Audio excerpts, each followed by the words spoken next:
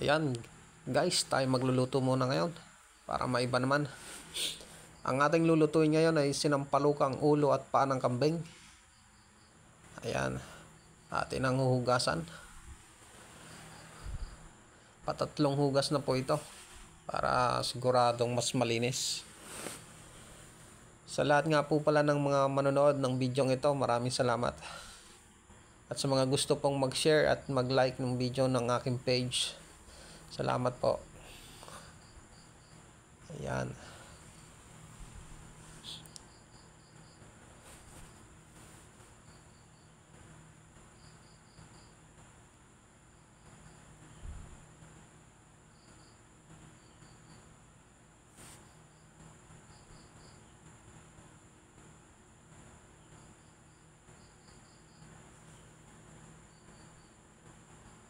At pagkatapos po nito ay atin namang pakukuluan ito.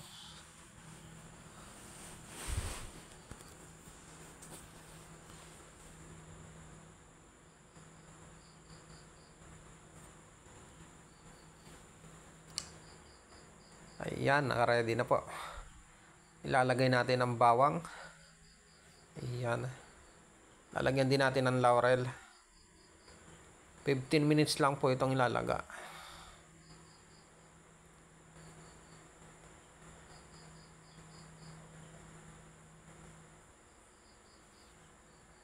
Ayan, atin pong isasalang na ito.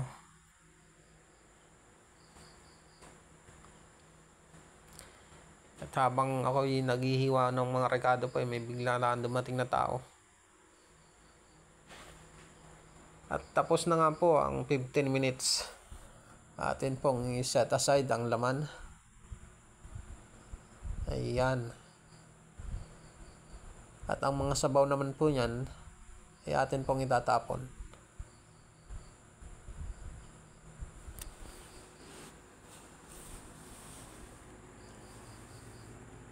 Ayan na po ang ating mga rekado.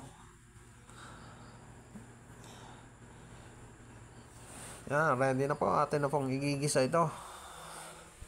Andiyan na ang bawang. Lalagay na rin natin ang sibuyas. At ang luya. Ayan. Para mabango po ang lutong karne natin. Lagay na po natin. Ayan. Diyan na po natin ititimpla ang ating mga rekado. Ang atin pong ginamit dito ay ng bunga ng sampalok. Natural pong asim. Hindi po tayo gagamit ng mixed powder. Ayan. Nilagay na rin po natin ang sili.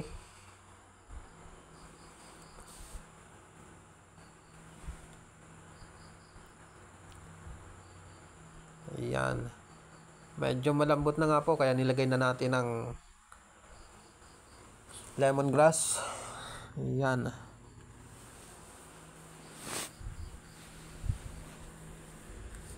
Ayan guys.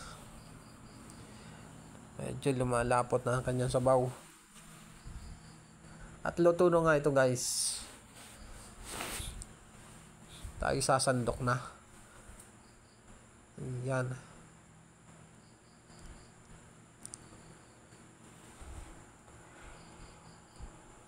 Napakabango nito guys. Amoy pa lang ulam na. Ayan.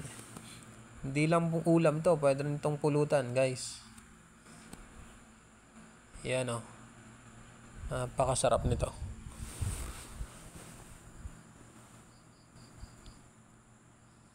Ayan. Hindi naman natin kayang ubusin to, kaya konti lang naman ang ating kukunin diyan. Ayun o.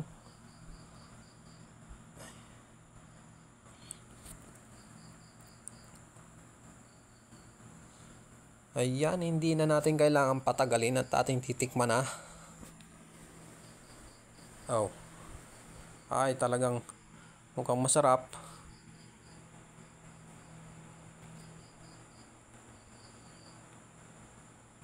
Oo. Ay, talagang masarap talaga.